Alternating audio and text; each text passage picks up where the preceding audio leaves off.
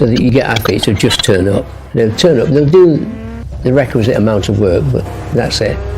Athletes who turn up to compete, they put a bit more effort in. They try to be the best amongst their group. Then there's the athletes who train to win. They train every day, every session, so that they win on match night. And then there are just those very few players who train to dominate. They train so hard that winning is inevitable on race night. The English coach is Bill Beswick from Manchester. This side of yours is unbeaten thus far. Do you think that they can maintain it tonight? Well, it won't be for want of trying. It's a good record to have, and it's a tough one to maintain, New Zealand in New Zealand, but it's going to be a great game. There, in fact, all of these top 4 teams have been remarkably close. Were you confident at any stage that you could win it? I think you give it your best shot. It's a bit like Rocky 1, 2 and 3. You go out there, you prepare, and you give it your best shot. And that's what we said today. We had a team meeting. We said we're going to give it our best shot. And my 3 questions are, what do you want? How badly do you want it? And how much are you willing to suffer? And very often, everything revolves around the first question, what do you want? Because a lot of people are unclear what they want from life. They don't sit down and think through. We are writing our own life story every day, and yet we don't think about it. Who do we want to be? Where do we want to live? What life do we want to lead? When we've finished our life, come to the end of our life and look back, what do we want to say that we've done? So, what do you want is a very powerful question. And then, if an athlete says, I want to be the best, Bill, fine. How badly do you want it? Because it's going to, you've got to pay a price to be the best. The best pay a big price. You've got to work harder, you've got to commit more, you've got to take more responsibility, you've got to deal with more ups and downs.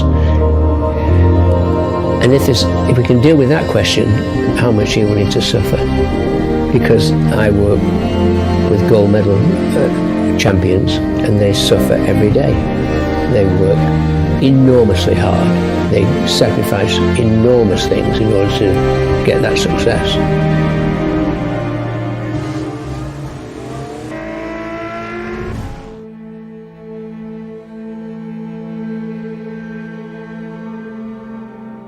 I wake up every morning and don't let the old man in. And that's life. We wake up every morning and make a decision who we're going to be. I've got Parkinson's disease, so getting up in the morning is not so easy for me. Getting dressed is not so easy. I have to make a decision. Am I going to be a fighter today, or am I going to be a victim? There's a great phrase, genetics deals the cards, environment plays the hand. So genetics and your background does influence your disposition to success in various activities. Another great thing I wrote once was, there's 1,000 excuses, but not a single reason. I did that with Bristol Bears rugby last season, they loved it. When you step into the challenge zone, the number of excuses for getting out, back into your comfort zone from there, multiplies. I'm too tired, it's too difficult, I'm having a bad day, nobody likes me. And so I would teach them to face up to those excuses and refuse to be a victim, and teach them a fighter mentality about all those things may be there, but I'm still going to do it. I'm going to deal with it. So 1,000 excuses, but not one reason not to achieve. And even if you don't achieve at the highest level, you may not have the same genetic disposition as somebody else. But there's an awful lot of players playing in the Premier League football in this country who are B for talent, not quite as genetically superior, but A for attitude. And attitude is something anybody can have. Anybody. This is a side with a lot of talent, but one that you haven't spent a great deal of time with. How difficult is it to get cohesion between a lot of individuals who are very talented on their own? Well, that's my most difficult task, because with a national team you have so little time to prepare them. Unlike a club situation when you have them week in, week out. Before this tournament I had 5 days with the boys in Los Angeles to get them ready and playing together. But when it does happen, and it did happen against Canada, they become quite an effective force. Just a move. They will go for the steal, make sure you come out to receive the ball, get the foul. You're in control. You're in control of your mind. It's your mind. So you decide what you think. You can decide to improve your attitude any day. Well, basketball, we won the Commonwealth gold medal, which was the first medal that England had ever won basketball. That was very good. Still talk to my captain every week. Marshall, here's another example of it. The whistle blows, a timeout is taken, and half the New Zealand team arguing with the referee while England is talking with their coach, deciding what to do in the last 20 seconds. I'm very impressed with that young man. He is going to be coaching England for a long, long time to come. Bill Besic, outstanding. Discipline is the name of the game at this level, isn't it, Bob? 20 seconds left in the game. Here we go. Race day is fun because there's a crowd, there's cameras, there's your family, your friends, and it's nice to do that. What they don't see, the people in the arena don't see, is you on your own at 6 o'clock in the morning, working out, sweating,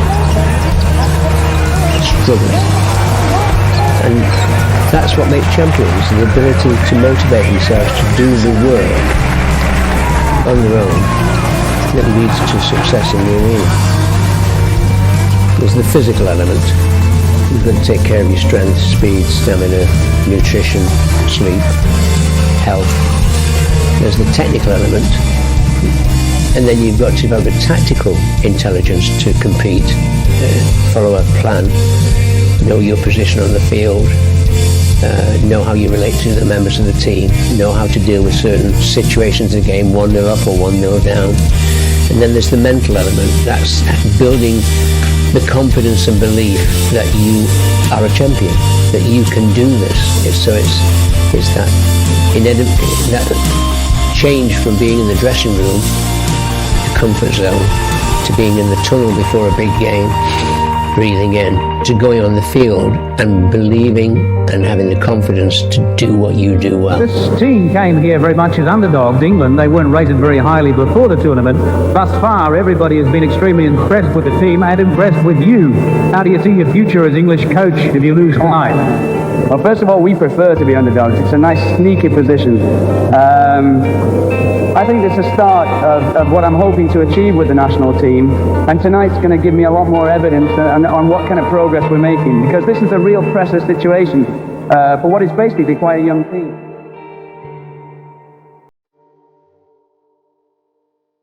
Try to teach the athlete how to avoid victim mentality, how to slip into fighter, how to transfer to fighter mentality. They're going to have that in life. When I got diagnosed with Parkinson's disease, I was driving back from the hospital with my wife, and she rang my second son, Philip, in London, and said, "Philip, your dad's got Parkinson's. He's gone into victim mentality." And I heard this booming laugh at the other end of the phone, and he said, "I'll ring back in 10 minutes." And he rang back, and he and his wife, Hayley, had Googled Parkinson's, researched it, and said, "Dad, we'll be up this week." It was Thursday, and he said, "We'll be up this weekend with the boys. We'll have a family action plan meeting on handling Parkinson's." And I was straight back into fighter mentality. So there's a very big crossover between situations in sport and situations in life. I mean, in a sense, we're all high performers. We all step up every day to earn a living, to maintain relationships, to take the responsibility of owning property, to raise children. We're all high performers. So the lessons of my high performers in sport carry across into life. It's quite difficult actually, because I deal with intangibles. They're non-measurable. So it's very hard for me to say, I really helped that kid, because But I get an instinctive feeling that maybe I did help. So I think it's hard for me to say out loud publicly that I really influenced that athlete's career, because they're intangibles: belief, confidence, issues like raising your bottom line. But I think I instinctively know I did offer some help. The goal is to make better athletes and better people. And I think that's the whole goal. We're there to make better athletes, the 1 or 2% we talked about, and better people that are more able to write their own story in a better, more positive, productive way. Are you confident at any stage that you could win it? I think you give it your best shot. It's a bit like Rocky 1, 2, and 3. You go out there, you prepare, and you give it your best shot. And that's what we said today. We had a team meeting. We said we're going to give it our best shot. I think it's going to be a good final. I think I hope it'll going to be a fitting end to a great tournament.